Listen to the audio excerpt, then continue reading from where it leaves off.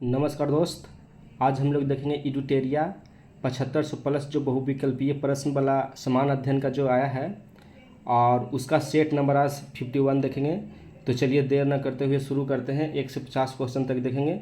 आप लोग अपना नंबर कमेंट बॉक्स में टाइप करिएगा, जो भी सही होगा उसका, ठीक है। स्पीड में रहेगा तो थोड़ा आप लोग स्पीड कम कर दीजिएगा और बीच में वीडियो रोक करके आप लोग मार करके अपना नंबर देखिएगा, ठीक है। धन्यवाद। चलिए आइए। भारत के साथ व्यापार करने का चार्टर महारानी एलिजाबेथ द्वारा कब दिया गया था? तो इसका ऑप्शन हो जाएगा बी, 31 दिसंबर 1600 ईस्वी में। भारतीय राष्ट्रीय आंदोलन के प्रारंभ से ही उग्र राष्ट्रवादियों का भी वर्ग था, निम्न में से कौन शामिल नहीं है? तो लाल बाल पाल जो उग्रवादी यानी गरम दल का नेता कहलाते थे, तो यानी लाल से हो गया लाला लाजपत राय, ठीक है, और बाल से हो गया बाल गंगाधर तिलक, और पाल से बिपिन चंद्र पाल। तो ये तीनों तो थे। अब कौन नहीं है वो पूछ रहा है, इसको पकड़ना है। तो इसमें कौन नहीं थे? तो गोविंद रनाड़े जी नहीं थे। नेक्स्ट क्वेश्चन है कि 1916 में मुस्लिम लीग के बीच में, कांग्रेस और मुस्लिम लीग के बीच में लखनऊ समझौता हुआ, उसके कौन से परिणाम बाद में घातक सिद्ध हुआ? तो इसका कांग्रेस द्वारा मुसलमानों के प्रति संतुष्टिकरण की नीति का आरंभ हुआ, यही घातक सिद्ध हुआ, जिसके चलते आगे हमें दो पाकिस्तान देखने को मिला, ठीक है, भारत बांग्लादेश के रूप में जो आज सामने दिखाई देता है। नेक्स्ट क्वेश्चन नंबर की व्यक्तिगत सत्याग्रह किस गवर्नर जनरल के काल में हुआ था? तो व्यक्तिगत सत्याग्रह हुआ कब था? तो ये 1940 ईस्वी में गांधी जी द्वारा शुरू किया गया था, जिसका प्रथम सत्याग्रही थे विनोबा भावे, दूसरा में थे नेहरू जी और तीसरा में थे ब्रह्मदत्त। ये हुआ था लॉर्ड लिलिंथगो के शासनकाल में। लॉर्ड लिलिंथगो का शासनकाल 1936 से 44 तक के 37 से 44 तक माना जाता है, यानी इनका शासनकाल जो है 7 साल से सबसे अधिक शासनकाल माना जाता है। इनका शासनकाल कब तक था? तो 36 से 44 तक के लगभग 7 साल इनका शासनकाल रहा भारत में। जो नेक्स्ट है कि भारतीय राष्ट्रीय कांग्रेस की पूर्ववर्ती संस्थाओं में सबसे पहली और प्रमुख संस्था कौन थी? ठीक है ना। तो सबसे पहली और प्रमुख संस्था जो था, इसमें से ब्रिटिश इंडिया एसोसिएशन था। इसका स्थापना 1851 ईस्वी में हुआ था, जबकि कांग्रेस का स्थापना तो 1885 ईस्वी में हुआ था, ठीक है। तो ये वही कह रहा है कि भारतीय राष्ट्रीय कांग्रेस के पूर्ववर्ती संस्थाओं में सबसे पहली, इन सब में से पहली प्रमुख संस्था कौन थी? तो ब्रिटिश इंडिया एसोसिएशन। लेकिन अगर सबसे पहले न लगा के कहती सबसे, इसमें कहता पूर्ववर्ती संस्था, तो इंडिया एसोसिएशन होता। इसकी स्थापना 1876 ईस्वी में सुरेंद्र नाथ बनर्जी ने किया था बंगाल में, ठीक है। नेक्स्ट क्वेश्चन है कि साइमन कमीशन की सिफारिशों के संदर्भ में निम्नलिखित में से कौन सा कथन सही है? ठीक है, तो इसका आंसर हो जाएगा कि इसने केंद्र में द्विसदन विधायिका के उन्मूलन का सुझाव दिया था। ऑप्शन नंबर सी हो जाएगा, ठीक है। नेक्स्ट क्वेश्चन है 7 नंबर की दादा भाई नेरोजी ब्रिटिश हाउस ऑफ कॉमन्स के लिए चुने जाने वाले भारतीय थे, ठीक है ना, पहले भारतीय थे। उन्होंने किस पार्टी के टिकट पर चुनाव लड़े थे? तो ये लिबरल पार्टी के टिकट पर 1892 ईस्वी में फिन्सबरी से चुनाव लड़े थे। कहाँ से लड़े थे? फिन्सबरी से चुनाव लड़े थे और जीत भी गए थे, ठीक है ना। अभी ब्रिटेन में कहेगा तो बहुत लंबे समय के बाद में लेबर पार्टी का शासन आया है और वहाँ का जो प्रधानमंत्री है कीर स्टारमर करके बने हुए हैं, ठीक है। नेक्स्ट क्वेश्चन है कि भारत पर हुनों का प्रथम आक्रमण किस शासक के समय में हुआ था? तो हुन का आक्रमण जो स्कंदगुप्त, गुप्त वंश के शासक स्कंदगुप्त था, उसी के शासनकाल में प्रथम बार में हुनों का आक्रमण देखने को मिलता है। नेक्स्ट क्वेश्चन देखेंगे, क्वेश्चन नंबर 9 है कि एहोल अभिलेख जो है किस शासक से संबंधित है? तो एहोल अभिलेख पुलकेशिन द्वितीय से संबंधित है। Option number C. सत्यमेव जयते किस उपनिषद से संग्रहित किया गया? तो सत्यमेव जयते मुंडक उपनिषद। ये सब बहुत चर्चित क्वेश्चन है। सत्यमेव जयते किस उपनिषद से? तो मुंडक उपनिषद से लिया गया है। नेक्स्ट है कि महावास्तु महात्मा बुद्ध का जीवन वृत्तांत है। महावास्तु में महात्मा बुद्ध का जीवन वृत्तांत है, तो इसका संबंध किस शाखा से है? महावास्तु का संबंध महायान शाखा से है, ठीक है। नेक्स्ट है कि अकबर द्वारा बनाए गए उपासना भवन का क्या नाम था? तो इबादत खाना था। अकबर जो उपासना भवन बनाया था इबादत खाना, ये 1575 ईस्वी में बनाया था और इसमें सभी धर्मों के लिए पूजा पाठ के लिए खोल दिया गया था। तो 3 साल के बाद 1578 ईस्वी में सभी धर्मों के लिए खोल दिया गया था। कह रहा सुप्रसिद्ध संगीतकार तानसेन और बैजू बाबरा किसके शासनकाल में सुविख्यात थे? तो तानसेन और बैजू बाबरा जो थे ये अकबर के शासनकाल में सुविख्यात थे। Option number C. Newcastle port जो दुनिया का सबसे बड़ा कोयला निर्यातक बंदरगाह है वह किस देश में है? तो न्यू कैसल पोर्ट जो है ऑस्ट्रेलिया में है। ठीक है ना। क्वेश्चन नंबर 15 है कि देशांतर रेखाओं के संबंध में कौन सही है? तो यह अक्षांश रेखाओं के समांतर होती है? नहीं। इसकी संख्या 180 होती नहीं। देशांतर की संख्या कितना होता है? देशांतर की संख्या 360 होता है। देशांतर रेखा दूरी को प्रदर्शित करता है? नहीं। देशांतर रेखा तो समय को प्रदर्शित करता है। देशांतर के मध्य सर्वाधिक दूरी विषुवत रेखा पर होती है। हाँ, देशांतर रेखा के दो देशांतर रेखाओं के सर्वाधिक दूरी जो होता है, दो देशांतर रेखाओं के बीच में जो सर्वाधिक दूरी होता है विषुवत रेखा पर देखी जाती है और सबसे कम दूरी जो होता है ध्रुवों पर देखा जाता है। तो ऑप्शन नंबर डी इसका सही हो गया। नेक्स्ट है कि उत्तर से शुरू कर दक्षिण की ओर, ठीक है, नीचे जो दी गई है पहाड़ियों का सही अनुक्रम क्या है? तो इसमें हो जाएगा ऑप्शन नंबर सी कि नल्ला मड़ाई जो हो आंध्र प्रदेश में है, फिर जवादी हो गया तमिलनाडु में, फिर उससे और दक्षिण में जाएंगे तो नीलगिरी, उससे और दक्षिण में जाएंगे तमिलनाडु में ही तो अन्नामलाई है। तो नल्ला मलाई, जवादी, नीलगिरी और Annamalai, option number C answer सही हो गया।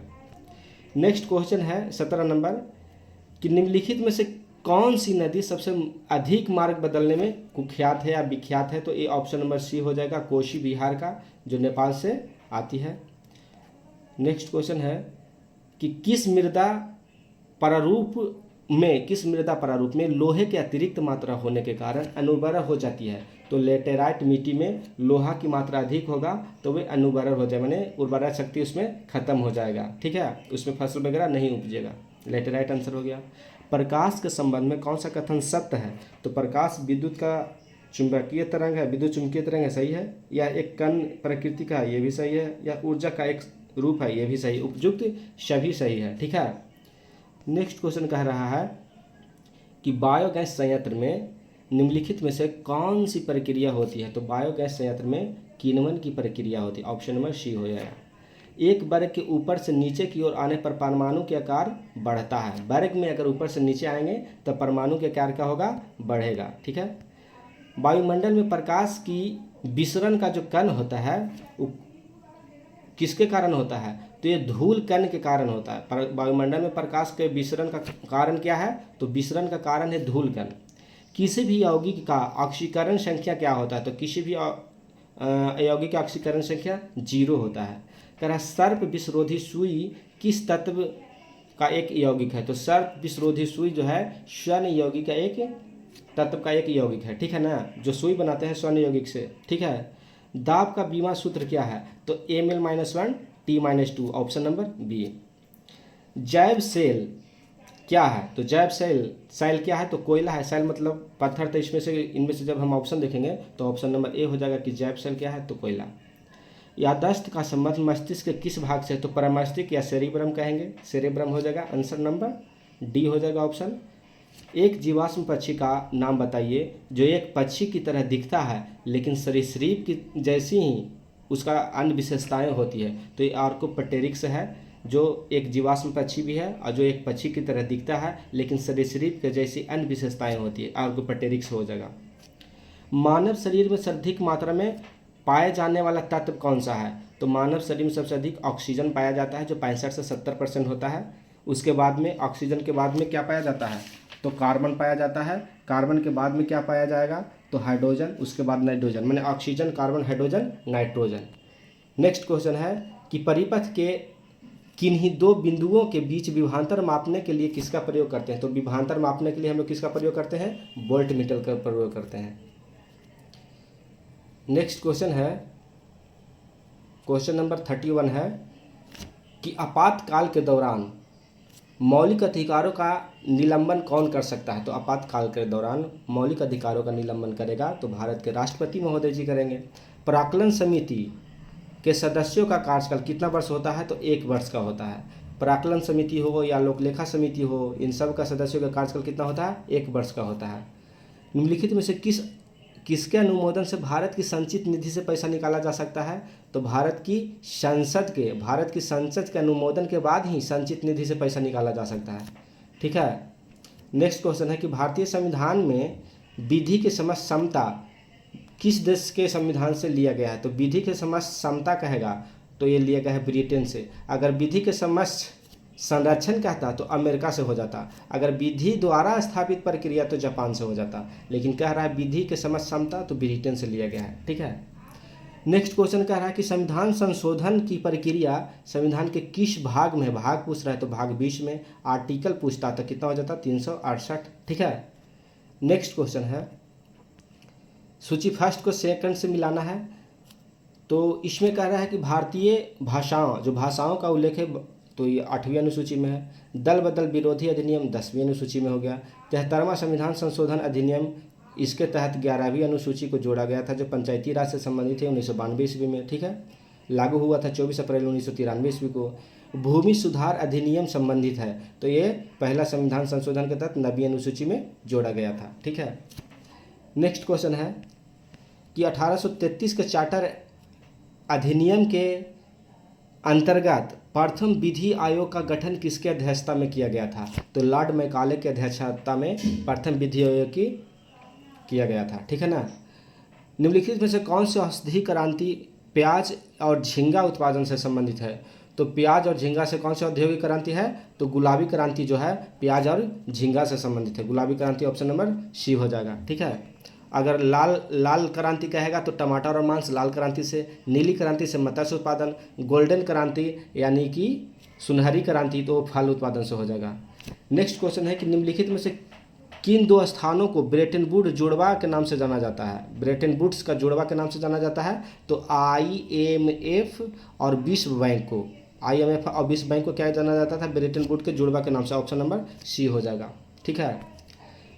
नेक्स्ट क्वेश्चन है 40 नंबर क्वेश्चन है, किस वर्ष भारतीय रिजर्व बैंक का राष्ट्रीयकरण किया गया था? तो 1 जनवरी 1949 ईस्वी को भारतीय रिजर्व बैंक का राष्ट्रीयकरण किया गया। हिंदू राष्ट्र का विचार मूलतः किसका देन है? तो ये BD सावरकर जी का देन है। हिंदू राष्ट्र का विचार मूलतः BD सावरकर जी का देन है। नेक्स्ट है कि भारत में आयकर के बारे में पूछे कि भारत में आयकर जो है क्या है? तो ये प्रत्यक्ष है। आयकर तो प्रत्यक्ष कर है और प्रगतिशील भी है तो ऑप्शन नंबर बी हो जाएगा। कुचिपुड़ी किस राज्य का प्रसिद्ध लोक नृत्य है? तो कुचिपुड़ी आंध्र प्रदेश का है। आंध्रा बनावे कच्चा पुड़ी। ठीक है ना जी। नेक्स्ट क्वेश्चन है कि हिमानी उत्तम पर्व किस खेल से संबंधित है? तो हिमानी उत्तम पर्व मलखंभ खेल से संबंधित है। नीपक आंदोलन के प्रणेता कौन थे? तो नीपक आंदोलन के प्रणेता कौन थे? दादू दया। ठीक है। नेक्स्ट क्वेश्चन है कि द्रकमा सिक्का किसने चलाया था? तो द्रकमा सिक्का चलाने वाला कौन सा शासक था? तो ग्रीक था। ग्रीकों ने द्रकमा सिक्का नमक चलाया था। बाढ़ के दौरान हर वर्ष नए एलुवियल, यहाँ से पकड़ना, नए एलुवियल का जमाव जो मिट्टी की उर्वरता को बढ़ाता है उसे खादर कहते हैं। पुराना कहता तो बांगर हो जाता। नया कह रहा है खादर हो गया आंसर ए। रेगुर मिट्टी काली मिट्टी को कहते हैं। ठीक है। नेक्स्ट है कि वह समुद्री सीमा जहाँ तापमान तेजी से कम होता है उसे थर्मोक्लाइन कहते हैं। वह समुद्री सीमा जहाँ तापमान तेजी से कम होता है उसे क्या कहते हैं? थर्मोक्लाइन कहते हैं। कहता है बेसल मापदंड संबंधित है किससे? तो बेसल मापदंड जो है ये किससे संबंधित है? तो ये हो जाएगा जा करके ऑप्शन नंबर ए बैंकिंग क्षेत्र से। बेसल मापक्रम किससे संबंधित है? बैंकिंग क्षेत्र से संबंधित है। ठीक है। नेक्स्ट है कि इंग्लिश में पहली बार औद्योगिक क्रांति शब्द का प्रयोग किसने किया था? तो अर्नाल्ड टायम्बी ने इंग्लिश में पहली बार औद्योगिक क्रांति शब्द का प्रयोग किया था। इसका कुछ स्मरणीय तथ्य इसको देख लेते हैं जो एग्जाम रिलेटेड है। चालुक्य वंश से संबंधित है। कह रहा है कि चालुक्य जो है चालुक्य वंश बतापी के चालुक्य वंश की स्थापना जयसिंह ने किया था। इसकी राजधानी बतापी थी। इस वंश का प्रतापी शासक कहेगा तो पुलकेशिन द्वितीय था। इसने हर्षवर्धन को परमेश्वर की उपाधि धारण किया था। हर्षवर्धन को हरा करके परमेश्वर की उपाधि किसने धारण किया था? तो पुलकेशिन द्वितीय ने। एहोल अभिलेख किससे संबंधित है? पुलकेशिन द्वितीय से ही संबंधित है। एहोल को मंदिरों का शहर भी कहा जाता है। पुलकेशिन द्वितीय ने जैन मत अनुयायी रविकीर्ति से एहोल अभिलेख लिखवाया था। ठीक है। कह रहा है कि जिसकी भाषा संस्कृत में लिपि ब्राह्मी में। फिर से पढ़ लेते हैं इसको। कह रहा है कि पुलकेशिन द्वितीय ने जैन मत अनुयायी रविकीर्ति से एहोल अभिलेख को लिखवाया था। एहोल अभिलेख किसने लिखा था? तो रविकीर्ति ने लिखा है जो जैन मत को मानता था। और इसका भाषा क्या था, तो संस्कृत भाषा में लिखे थे, लिपि ब्राह्मी लिपि था। ठीक है। पुलकेशिन द्वितीय को पल्लव वंशी शासक नरसिंह वर्मन प्रथम ने हराया था। देखिए, पुलकेशिन द्वितीय को नरसिंह वर्मन प्रथम ने हराया था, जबकि पुलकेशिन ने द्वितीय ने किसको हराया था, तो हर्षवर्धन को हराया था। ठीक है। हर्षवर्धन को हरा करके परमेश्वर की उपाधि पुलकेशिन द्वितीय ने प्राप्त किया था, जबकि नरसिंह वर्मन प्रथम ने पल्लव पुलकेशिन द्वितीय को हरा करके वातपिक कोंड का उपाधि धारण किया था। ठीक है। नेक्स्ट क्वेश्चन कह रहा है कि विनयादित्य मालवा को जीतने के बाद विनयादित्य मालवा को जीतने के उपरांत में शकलो तरपतनाथ की उपाधि धारण किया था, और दक्कन में अरबों के आक्रमण के समय चालुक्य वंशी शासक विक्रमादित्य सेकंड था। विक्रमादित्य द्वितीय की प्रथम पत्नी लोक महादेवी ने पदकल में विरूपाक्ष महादेव मंदिर का निर्माण कराई थी। विक्रमादित्य द्वितीय की दूसरी पत्नी त्रैलोक देवी त्रिलोकेश्वर महादेव मंदिर का निर्माण कराई थी, जबकि इस वंश का अंतिम राजा कीर्तिवर्मन द्वितीय था। अब आइए कल्याणी का चालुक्य वंश। कल्याणी के चालुक्य वंश के संस्थापक तैलप द्वितीय था। ठीक है। और इसकी राजधानी मानखेड़ थी। इस वंश के सबसे प्रतापी शासक विक्रमादित्य सिक्स था। बिल्हन और विज्ञानेश्वर विक्रमादित्य सिक्स के दरबार में ही रहते थे। बिल्हन और विज्ञानेश्वर किसके दरबार में रहते थे, तो विक्रमादित्य सिक्स के दरबार में रहते थे। विक्रमांक देवचरित की रचना बिल्हन ने किया था। कह रहा है कि इस ग्रंथ में विक्रमादित्य सिक्स के जीवन पर प्रकाश डाला गया। किसमें, विक्रमांक देवचरित्र में। और इसका लेखक कौन है, तो बिल्हन है। मिताश्रा नामक ग्रंथ की रचना विज्ञानेश्वर ने किया था। ठीक है। और चालुक्य वंश, ये बेंगी के चालुक्य वंश की स्थापना विष्णुवर्धन ने किया था, और इसकी राजधानी बेंगी था, आंध्र प्रदेश में जो पड़ता है। और इस वंश के सबसे प्रतापी शासक पूछे तो विजयादित्य थर्ड था। बेंगी के जो चालुक्य वंश था, इसका संस्थापक विष्णुवर्धन, इसकी राजधानी बेंगी आंध्र प्रदेश में, और इसका सबसे प्रतापी शासक कौन थे, विजयादित्य थर्ड था।